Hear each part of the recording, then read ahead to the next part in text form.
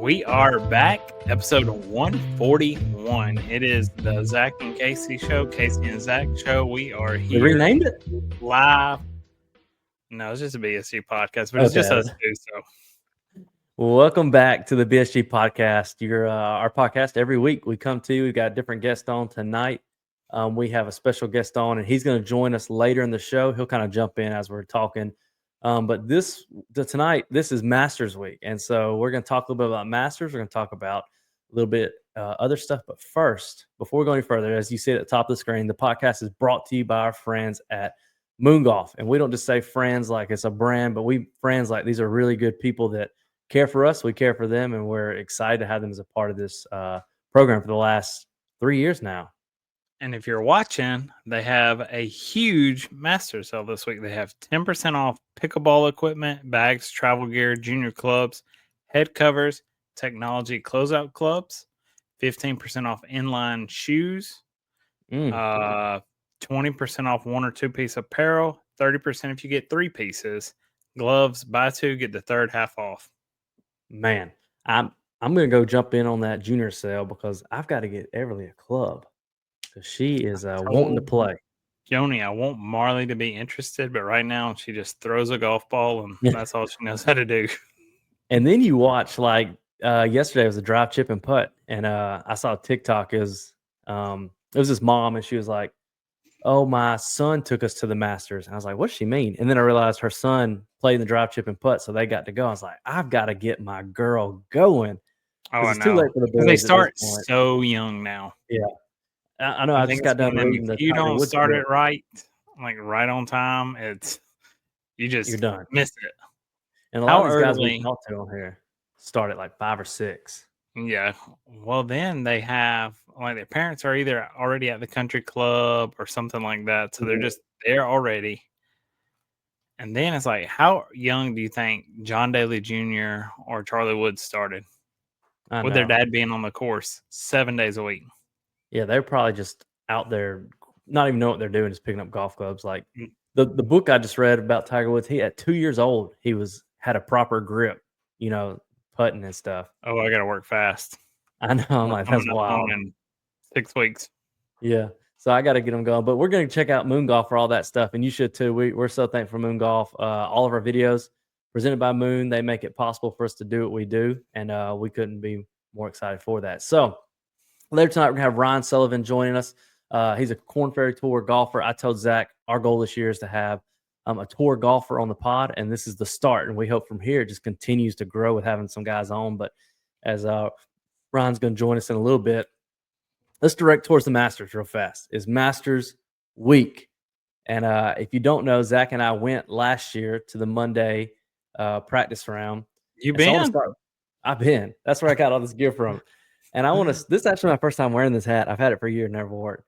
I want to start by asking, what are you going to miss most about not being there as you're looking back on it today? Just the scenery and the vibe of just walking, knowing like where you're at. Yeah, because it's one of the things you see it on TV. So and if you watch golf enough, you know the holes, you know the layouts. But you never like realize how steep some of the hills are.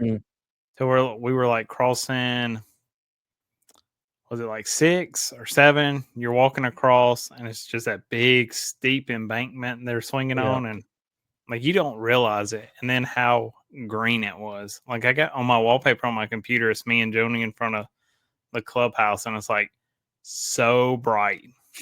Yeah, and it was every bit as bright as it is on TV and more. And I think it was like hole 11 or so, but like it was one of those where the tee box was tucked way back. You couldn't even really see it, and it was so high up. And then they came walking down from it, and it's like, I don't know. What I missed the most probably is just I just remember that when we walked in after we got done with the pro shop, because we didn't really see the course, but then we walked in to where the big Masters leaderboard was to our right, and you saw it for the first time, like all the green. You walk past the concession and the phones, and then all of a sudden, how happy everybody was. It was insane. And like just being there, I don't know, it was cool. It's just one of those that people talk about, and you're like, yeah, I'm sure it's that cool. And then you go and you're like, oh my gosh, it is. Like it lived up to like, I cannot wait to go back. which is crazy because Joni don't even really like golf, but it was that impactful. Joni don't care about golf, but I knew as soon as I won the ticket, she had to be like my first to go. Yeah. That's so cool. And then the rest sorted itself out. Something else I miss about being there is that was my first time ever seeing PGA pros in person. I've never been to a PGA Tour event. I've never seen them play, and seeing the difference in how they hit the ball was And the sound. Yes, I think the sounds, like you see them swing hard, and you see it on TV, and like, oh, that's cool. They're great at it. And you hear it, and I'm like, I don't think I've ever heard that sound when we're playing. Yeah, and I remember when we walked in, the first thing we saw was Neil Shipley on hole 1, and we're like, "Who is this guy?" Like, we had no clue who he was. He's a big old guy, and I remember him hitting 3-wood off the first, and the way it sounded, and then how high it went, how far it went. I was like, "Oh my gosh!" It's a different game. And then, you remember we sat behind the green on the par 3, and we watched like DJ's group come in and just watching their balls hit the green and spin, and Tommy Fleetwood. And just seeing people like that, like watching Dustin Johnson swing a golf club, that was a cool moment. Oh yeah, and we saw, like, was it Ben Griffin and their group come up putting, and we were sitting around the corner under the tent, or like the sky booth or whatever. And then the putting green, Bryson DeChambeau standing right there. I know that was a cool moment. Fan crushing. Yeah. I was telling Jonas, like, this is my guy. This is who I'm trying to be. This is him. And then I'll never forget when we it's like hole 15, I think. Yeah, it's 15.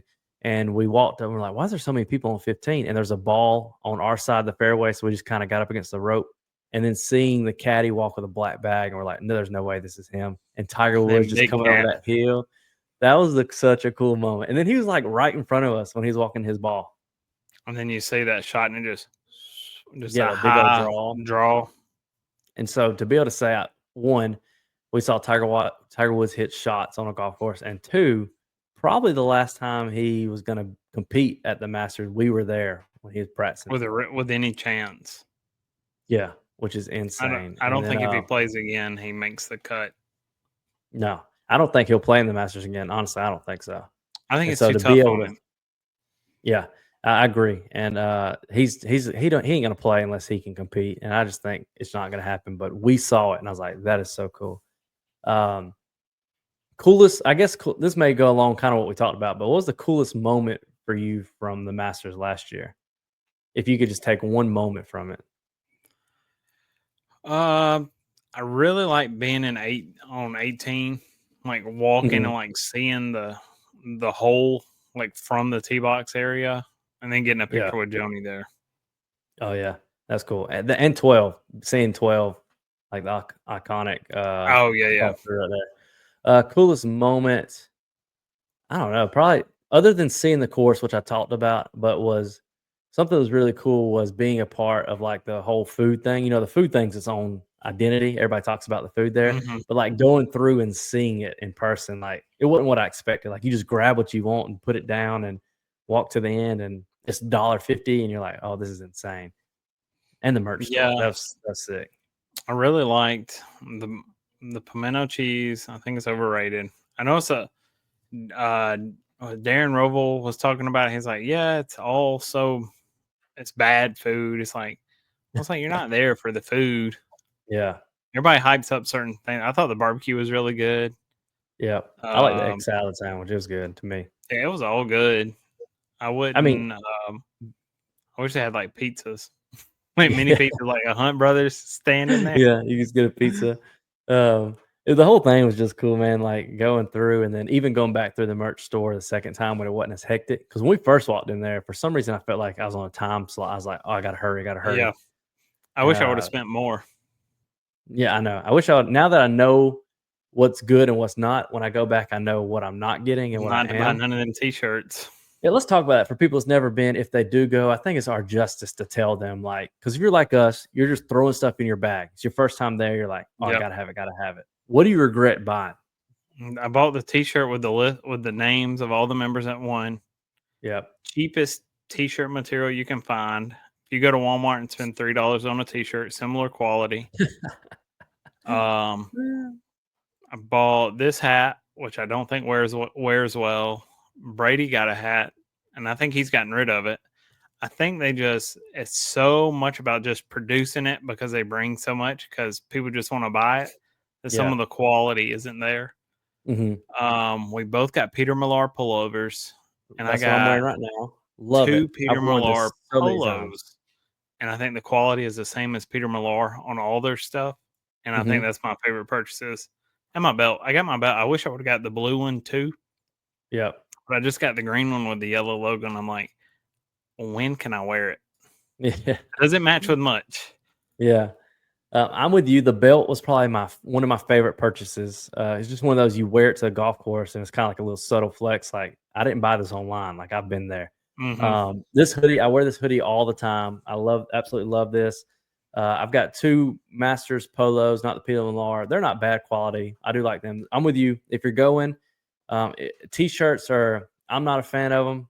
Even after you wash them and dry them, they feel kind of weird to me. I would never get another t-shirt if I went. The sweater, I got Katie a sweater. Katie likes her sweater. Katie likes hers. I went too big of a size, so I don't wear mine. I should have got a medium, but and then I mean the hats, like you said, they're kind of not the best, but this one I don't mind. It's just cool to have it. Yeah. The gnome was the second coolest thing I bought. Yeah, I got my gnome on my desk or my little bookshelf. It's cool. I forgot I bought got a flag.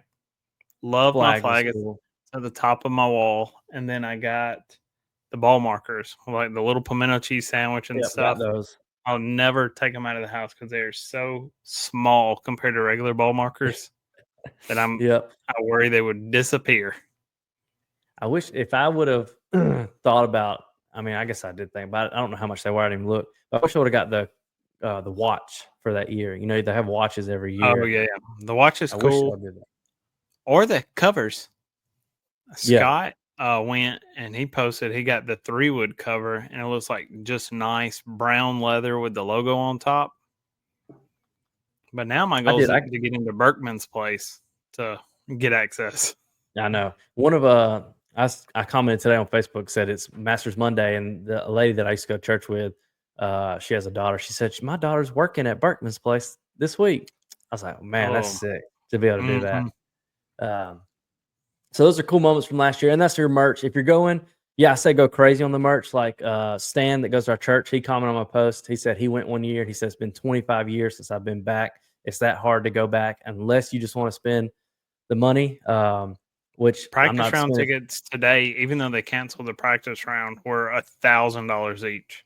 Yep, Sunday's round is over $3,000. Somebody sent that to me a while ago and asked if I was going. I said absolutely not. And so, but I'll see it on my phone or on the TV. Yeah, and so if you go crazy in the merch store, my wife wasn't too mad, but there's stuff I wish I wouldn't have got and maybe have gotten something else. Yeah. So I do want, before we make our picks, this was, I think last week, this was going around online. I don't know what your thoughts are. They had done a interview recently with Bubba Watson, and he had said that what we're seeing right now from Scotty is better than 2000 Tiger and what Tiger did throughout those years. I disagree with old Bubba on that comment. See, I agree with him. You think so? It's better? I think it's a MJ LeBron type argument where when Tiger was playing, he was the first with that Nike ball that they said really pushed the limits and opened it. Mm-hmm. He was really the first one that really started working out. He led the league or the tour in driving. Yeah. He led them in every stat because he was like the first to really start doing it. Well, now it's so specialized that I think it's a harder game. Yeah, for people to succeed. What's up, guys? What's going on? Hey, Ryan. Welcome. Sorry for the fashionably late.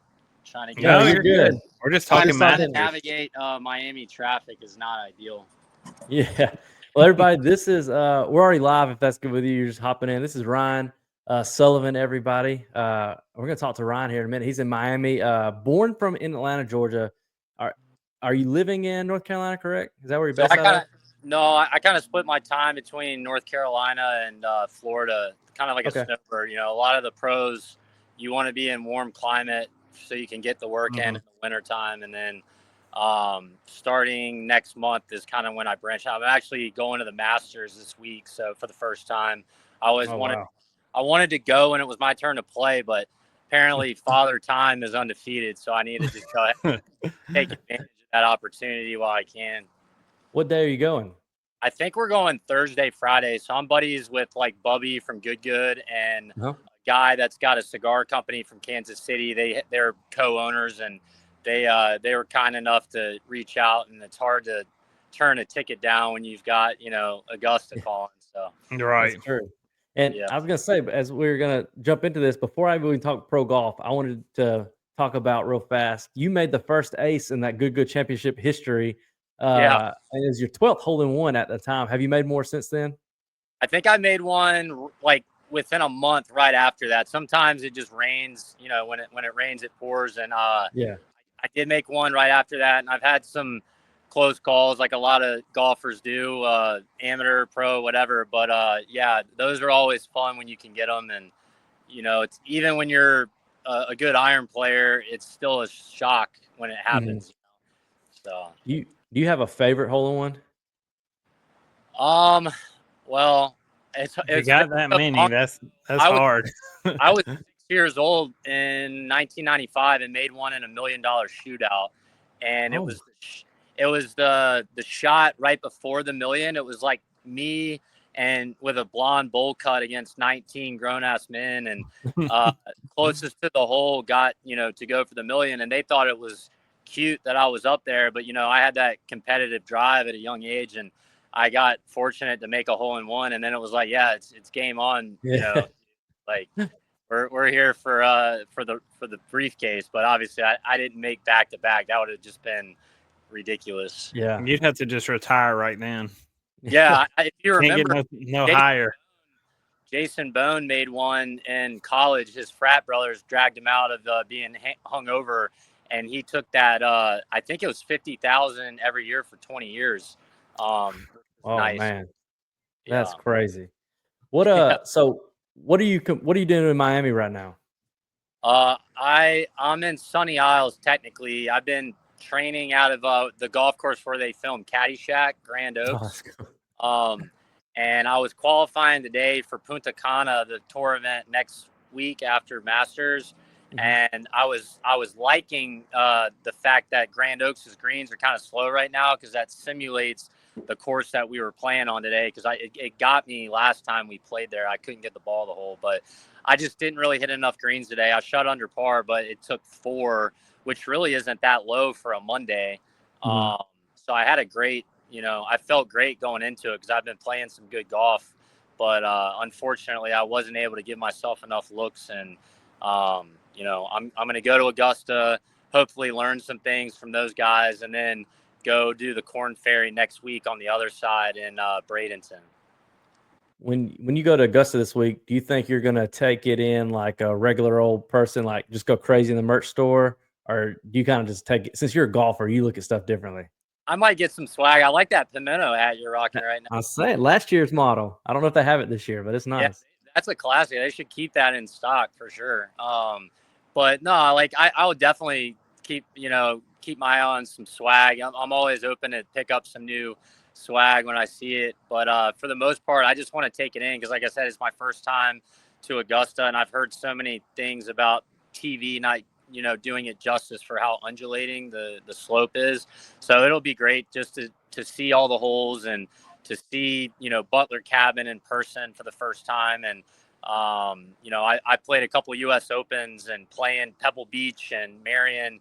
It's so different when you're on the inside of the rope. So obviously I wish I was playing this week, but it'll still be a really cool experience, and I'll have some, good company with me.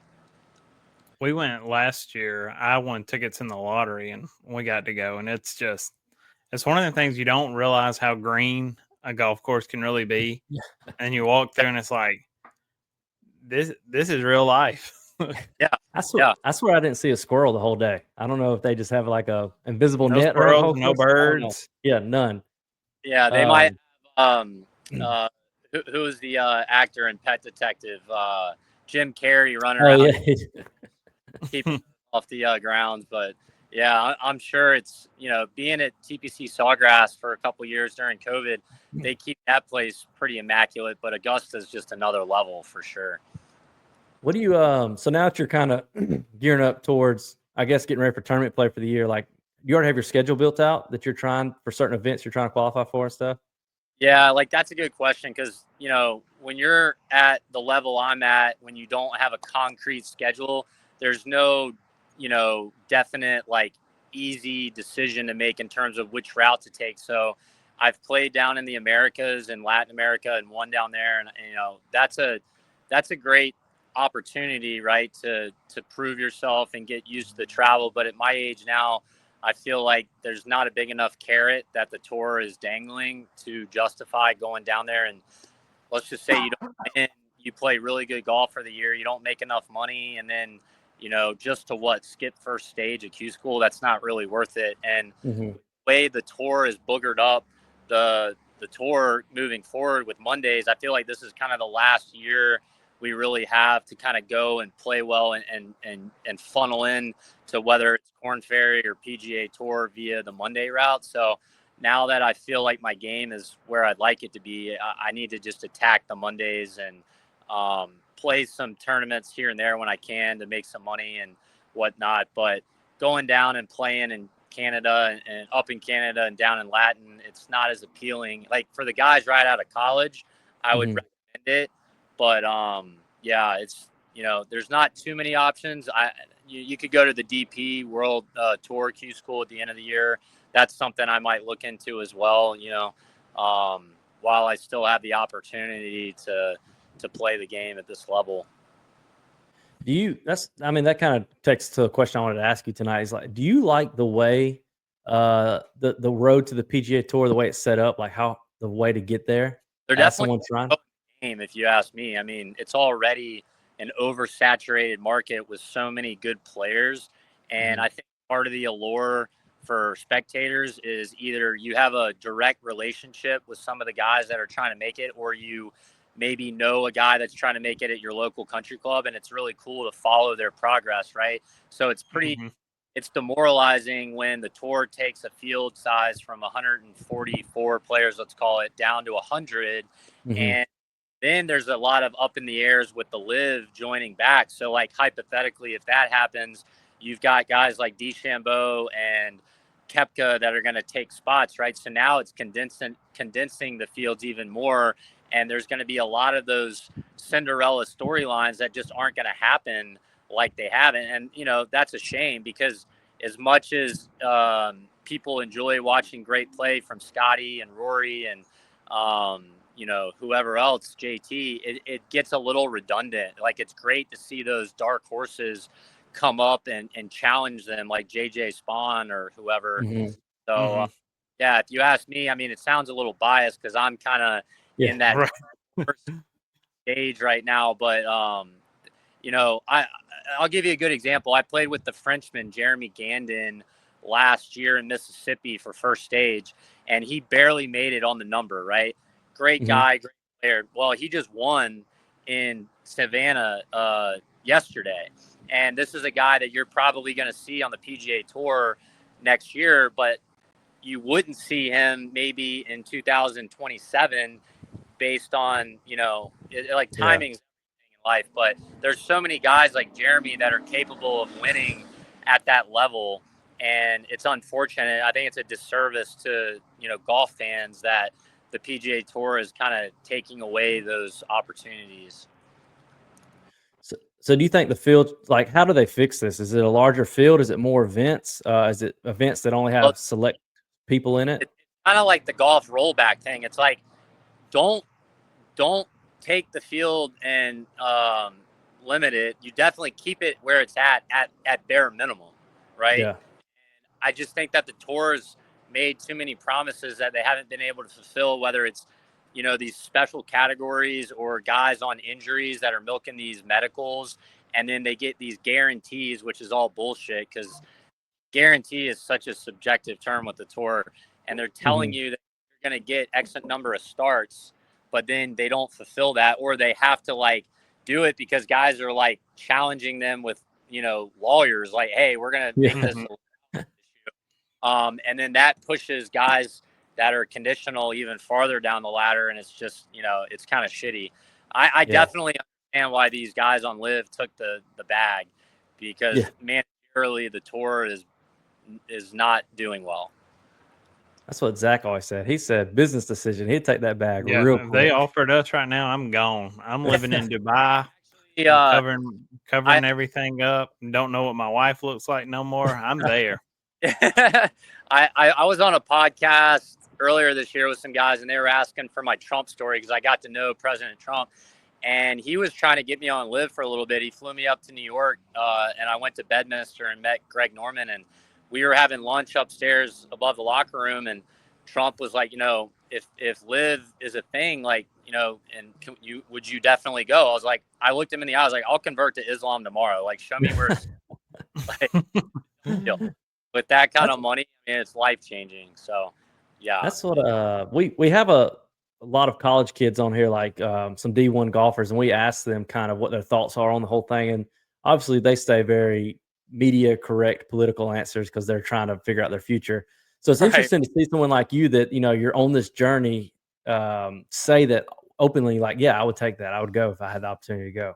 Yeah, and obviously it might be different if I was holding a PGA Tour card right now and where I was at on the FedEx Cup, but clearly there, everybody, maybe not everybody, but a lot of people have a price, and a lot of the guys like John Rahm and Cam Smith that people didn't think would make that transition did, and it might end up working out beautifully for them when there's that urgence back, and they basically robbed like every bank and got away with it. Yeah, that's what a lot of people were saying. They say they took this big out to take the money, and now they're just going to merge back in, and it's like they never left. And it definitely would make those guys like Zalatoris and Rory feel, slighted for sure, because they were loyal to this entity that really, doesn't seem to have their best interests, and it's weird saying that because I fight really hard and work really hard to get to that tour. But yeah, like that's a whole separate conversation, Live in itself. I think there's a lot of pros and cons to it. It's added a lot of money to the players on both tours because of that. But at the end of the day, I'm a golf fan too, not just a player. Like, I want to see the best players play on the same stage, not be playing this janky format, like, shotgun start. And then you got Scotty Scheffler winning every other event, and people are like, well, he's not having to play against DeChambeau and play, it's unfortunate that we live in this golf era right now. Yeah. What about, so with you, you're here actively chasing this dream. In the back of your head, do you have a timeline for yourself, or is it like, apparently the tour is creating that timeline for a lot of guys like me? It's I'm willing to make the sacrifice to go to Asia or another country and play if I have to, but I just I know with the work that I've been putting in and the scores I've been putting up lately, I'm doing the right stuff, and it would be really shitty if I wasn't able to continue pursuing it. There's obviously other channels I could do, whether it's in or out of golf. I love golf, but maybe Trump needs a good lawyer. Who knows? Like, I'm always available. Oh, is that what you did? Did you go to law school? No, I didn't. Oh, but I thought you were saying you were going to be the lawyer. Yeah. Well, let's talk about that real quick. 2 years ago, you played with Trump and Kyle Berkshire, which is pretty sick that they were there. How did that even get brought up? Like, how did you get part of that? So one of my buddies missed the cut at Cognizant and wanted me to play with him at Trump the next morning. And Kyle is also from Baltimore, where he was from. So we were just warming up on the back range, and Trump loves watching Kyle hit, 400-yard blasters. And, I'm back there watching Kyle hit 8-iron into the stratosphere, and he's like, "What do you think, Sully? Like, could I maybe make it in the pros?" And I'm like, "You're gonna have to bring that trajectory down like 4 shades, bro. Like, this is just and like they have those content creator classics, and like he did respectable, right? But like at the end of the day, if you're gonna compete against guys on the PGA Tour level, you got to be able to shoot like in the 60s pretty regularly. But with that said, kudos to Kyle for being a guy that can hit the ball so far. He's able to, he's able to play golf and he can break par. And Trump found out that we were on the back range and he got his detail to come bring us to the front slab. And I just thought it was going to be a cool experience to be able to meet, a president. And so he asked me to hit an 8-iron and I flushed it. And then he had me hit a driver and I flushed that. And he said, "Fuck Kyle, I got Sully." And so that's how he picked his team. Yeah. He loves to win. And so him and I were playing on a team. It was like 7 of us. And I actually bogeyed the first hole and he ribbed me because he parted. And he's like, "I thought you were the pro." And then I birdied 7 of the next 11. And I was like, all right, like this is on. And it turned into, dinners at Mar-a-Lago and dinners at International where he plays a lot. It was a really cool experience getting kind of, wrapped up in that world for a little bit. But at the end of the day, he's got a lot of stuff going on in his world and I'm trying to get better, in my world. Yeah. He seems like one of the guys that when you play golf with, he's just one of the guys who's there for it. He doesn't worry about work or anything else. He's just a guy. Yeah. I talked to Lexi Thompson's brother this morning, who actually, shout out to Nick, her oldest brother. He qualified today. And he plays out there at Trump International all the time. And I was like, how's Uncle Donnie doing? And he goes, "Well, I just played with him the other day and he's in good spirits." It's amazing that regardless of your political affiliation, anybody that has that much on their plate and they're able to multitask. And, I think golf is great in that way because you can mentally break away and keep your sanity about you when you've got a lot of people relying on you. What we have a lot of listeners that are interested in gear. So what's in your bag? What do you play with every day? So I've got the Titleist, the newest blades. They're like the Rolls Royce of irons, man. They're beautiful. I grew up hitting those Ben Hogan muscle backs, so I'm always used to looking down at a thin top line. And just like Vokey wedges, I got the Lucas Glover Lab broom. That thing's been amazing for me. Being able to capitalize on good ball striking is imperative. And then I kind of have like old school woods. I've got TaylorMade Sim fairways that Victor Hovland uses. And I've got a Callaway Rogue Triple Diamond that is it's such a straight hitting club. I need to utilize the stack system that I bought recently because I would like to have another 20 in the tank. But a lot of these young guys are moving at like 180 ball speed. And that's just, that's something I'm going to need to put some work into. Do you think the younger, and we've talked about this before, the younger kids are coming out faster than ever when they get to like the events? Because some of the kids we see are swinging so hard so early. It's like by the time they get to your part, they're swinging 130 almost. I think that's a good point. It's a fine line, right? Like you want to be able to maximize your swing speed within reason. If it gets to where it's affecting your accuracy, you're doing yourself a disservice. And I think DeChambeau is kind of an outlier because he somehow got more accurate going like full Hulk mode. It didn't even really make sense. But if you can sustain your driving accuracy or maybe like only give up a small percentage and make those considerable gains, then more power to you. But yeah, I think that if these guys are coming out swinging, trying to hit it, that 130 club head speed, and they don't do anything different than that, then they may be costing themselves optimized driving accuracy. If you're swinging at 120 and your smash factor's there and you're optimizing, like that's plenty long enough to be a world beater. It just happens to be that like distance is talked so much about, but there's no substitute for like good short game and putting. Otherwise, the PGA Tour would be completely oversaturated with long bombers, and it's not. How did you come about getting on the lab putter? Everybody's playing labs now. What was it? Did you just test one out one day? I think if you just yip it enough for like 6 years, you get to be. mean, I'm being dramatic, but like I definitely, in my opinion, there's probably 50 Corn Ferries that I played, and there was 4 of them that really stuck out that I should have won, let alone not have been finishing 7th, 9th, 12th, or whatever. And it was because of like bad putting inside of like 10 feet. And you just get so jaded, because if you're going out and shooting 66 and you miss multiple putts inside of 6 feet, there's only so much more you can do from tee to green.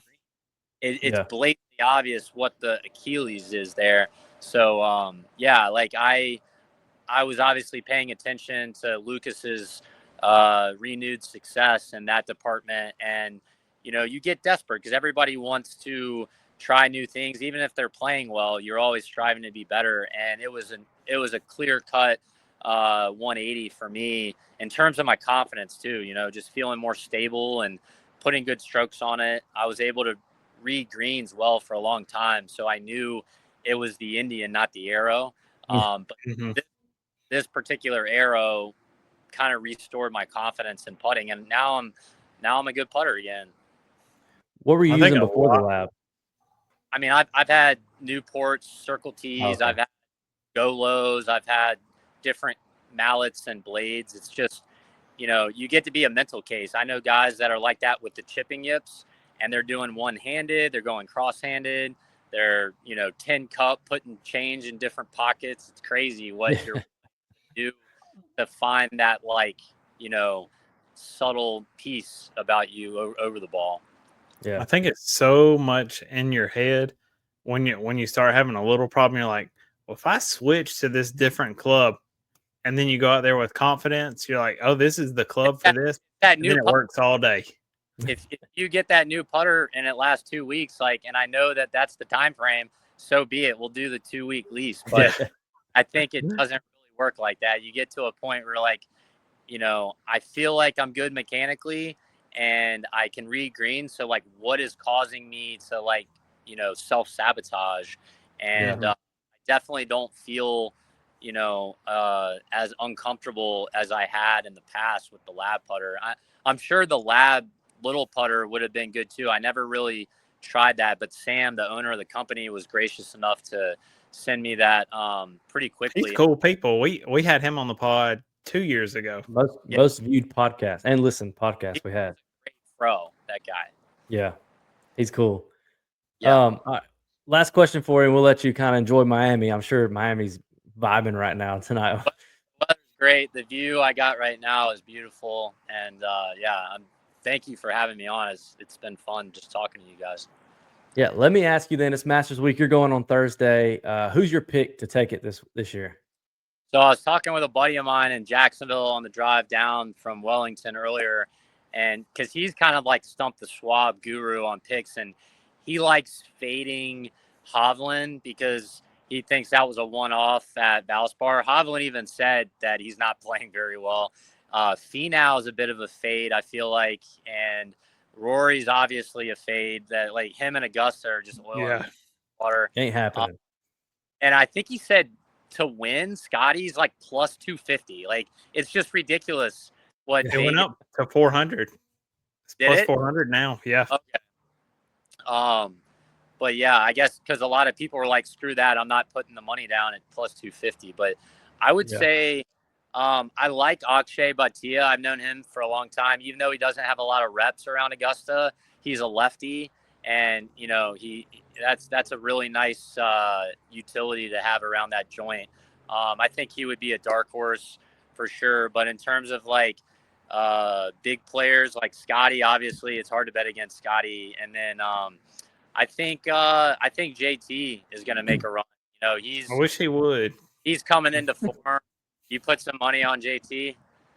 No, I mean I went to Bama, so I'm a follower. I really like his game, but every once in a while he'll go head case for 3 months at a time. You're like, oh, he just don't have it anymore. And then he'll turn it back on and win something. Oh, it's Sawgrass, and he shoots like laid an egg the first round, but then he like shoots the course record. He's got that firepower in him for sure. But yeah, I would say JT and Chef are definitely the two guys that are the favorites in my book. And then look out for Akshay as a dark horse. Give me Russell Henley on Prize Picks. That's my guy for this week. You said him because my boy that I was talking to in Jackson, that was his prize pick, and he's obviously in good form. He won recently at Bay Hill. Yep. I like him as well. He's a really good, dangerous player. I think Charlie Hoffman's going to be winning after the first round and then just go into retirement. And then Bernhard might sneakily. I don't know what the odds are on him to make the cut, but that's true. He's always up there. Like the first 2 rounds, he's up there. Yeah, him and Freddie are timeless, bro. Yeah, I think the surprise pick. Now I read through a million Twitter threads of why this guy will win. I think Shane Lowry is in contention. Oh no, I do not want him with a green jacket on. Do not give me Shane Lowry. I think he's good. I really want Bryson. Bryson's my guy, but if I pick him, he won't do it. So I'm not picking him. So your pick for best finish from a live player would be DeChambeau or Koepka. John Rahm apparently has finished top 5 his last 5 events. I read a thing that Phil's playing hotter than he's played in a long while. I've heard that too about Phil. Sneakily good. He's drinking. He'll probably be repping that, out there on the yeah, that he'll have that coffee and everything. What's really in that cup, we don't know. But yeah, Phil. I would love to see Phil win it though, just as Phil, a finger to the tour. I think he's the best. For the listeners right now, whoever's going to be at Augusta next week, I might be with my buddy John Daly at the Hooters one night, so come say what's up. I'll be having a vodka in my hand. A little plug to you. As I said, there's one thing you can always count on. That's John Daly at the Hooters in Augusta every year. Plugging some type of product, cigar, whatever. Yeah. That's true. He's a beauty. Ryan, thanks for coming on, hanging out with us. I know you got a crazy schedule, but we appreciate you coming on and being a part. Anytime, yeah, I'd love to be back. We'll touch back after the Masters, and if one of my picks wins, I got to get a little credit there. Oh yeah, we'll hook you up.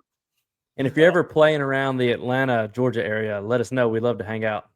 Absolutely, we'll be in touch. Yes, sir. All right, see you, Ryan. All right, guys. Thanks. See you. All right, Ryan Sullivan, our guy, trying to get on some Monday Q School. Thanks for coming on, Ryan. Dude's gonna have a blast. How old he is? He was born in '89, same year as you, right? Oh yeah, my tour chances are over. Now he's still chasing it, but he's gonna be hanging out with Bubby down at Augusta on Thursday. I'm sure the whole squad's gonna be down there this week for good. It'd be nice to have that kind of access. Let me ask this. I was gonna ask this as well. We're talking about picks when he came on, which we just said. I got Russell Henley, you got Shane Lowry, and so let me ask this though. We didn't get to see it today because of the rain.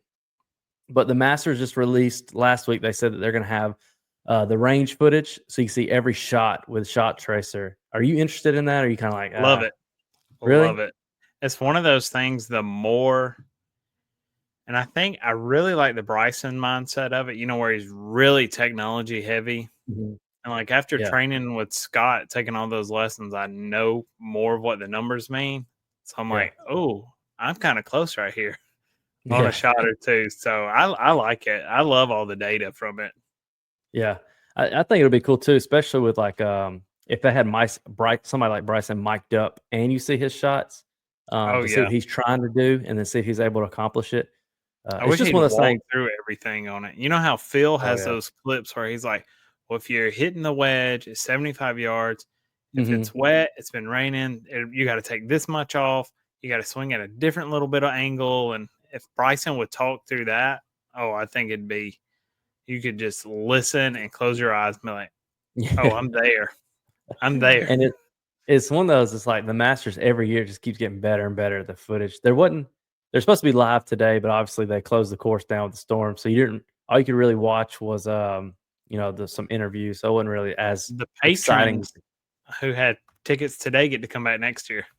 As I said, they get first pick at Bynum next year, which, I mean, that sounds cool, but if that would have been us last year, I'd been so. Oh, I would have been sick. That's what I told Brady. I said, could you imagine? You look for it, you make your hotel reservation in July. Like I booked it as soon as I found out. Yeah. I made the hotel reservation or motel reservation.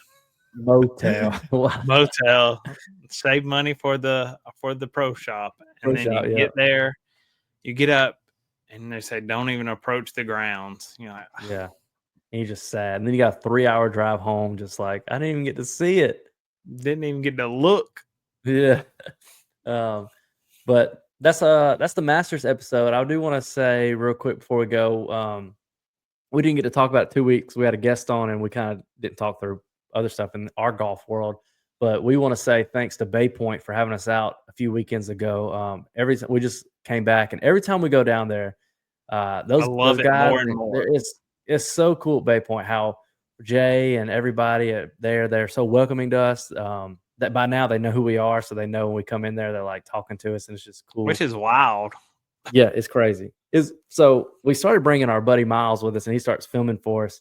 And I think to him, he thought this was just, I mean, it is a hobby, but he's just like, it's little. But we go places and people like kind of know us, and it's not like we're famous. They just welcome us. Yeah, he's like, oh, y'all do know a little bit in the golf world. And I was like, it's cool to see. Like, yeah, I mean, we know a few people. He said, "How much was it?" I said, "We're invited. We're invited." And so thanks Bay Point and Jay. Jay's one of our favorite guys that we film with. And so we went down Friday. We got to hang out. We played a little bit of golf on Friday, about 7-8 holes. I remember we didn't finish the round. We didn't finish, but things are going my way. Listen, then we went. Well, before that, let me tell you, we went to a place called El Weirdo. If you're ever in Panama City and you want some tacos, this is the spot to go. It's pretty good. Speaking of, I didn't even know there was a downtown Panama City where we were. I never knew there was like the city. My not the accountant that does my business, but the accountant that does my personal taxes. Him and his wife have he's in his like 60s, and they have a place down in Panama City. And I said, well, if you ever go down, I mean, if you're back down there, El Weirdo, and he's like, oh yeah, I know what it is. And I was like, I didn't even know that there was downtown Panama City, and he was talking to me all about it. But that night we went to Triple J. Zach recommended Triple J. So good. That was so good. Me and Joni found it a couple years ago. They always went to something with the big steer out front. Angelo's. Oh, yeah, I've had that. We were looking on Yelp, and they Triple J had great reviews. I said, let's try here. So we went. I'm going every time we go. And best part is we sat there probably about 2.5 hours just hanging out with Jay, talking to Jay. And it was so cool. Yeah.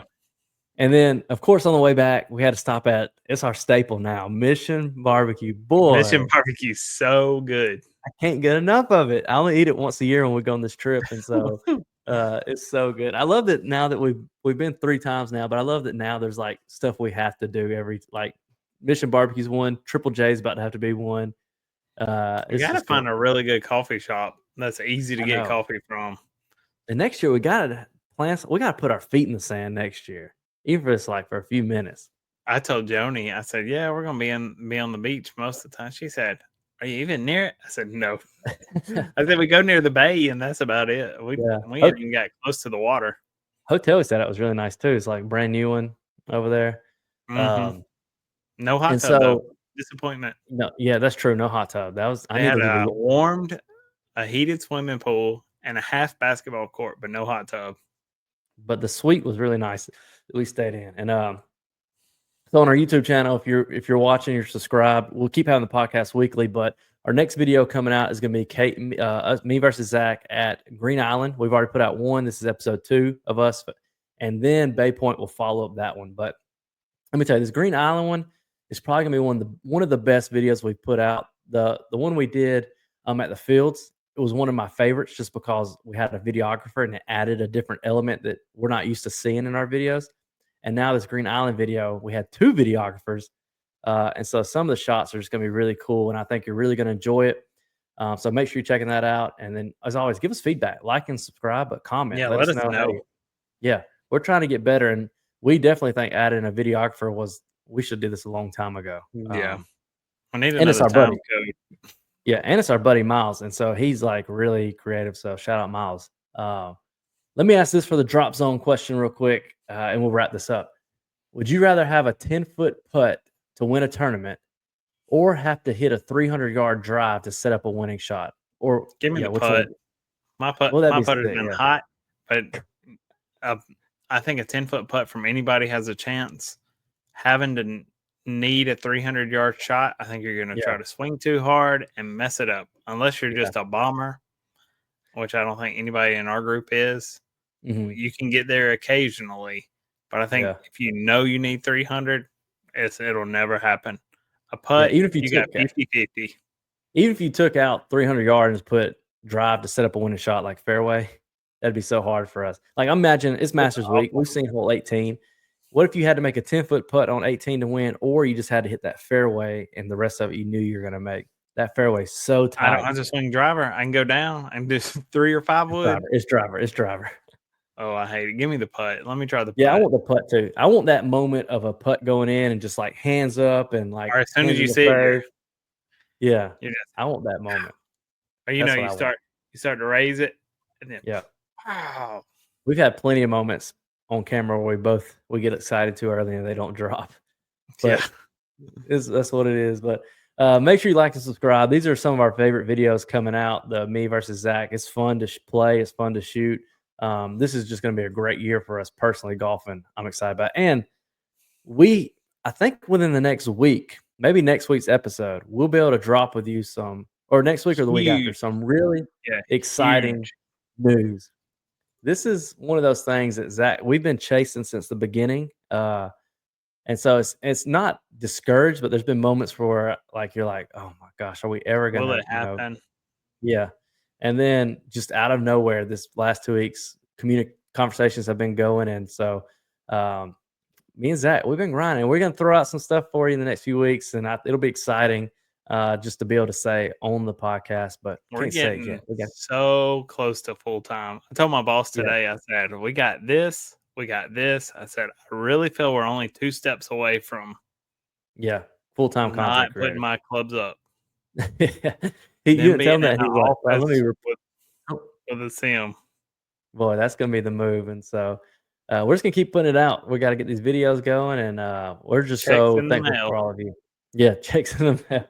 Thankful for all of you that support us. We couldn't do this with any of you, and especially Moon Golf. Shout out to Moon Golf. So that's it for episode 141. Thanks, Ryan, for coming on. Go check him out on Instagram.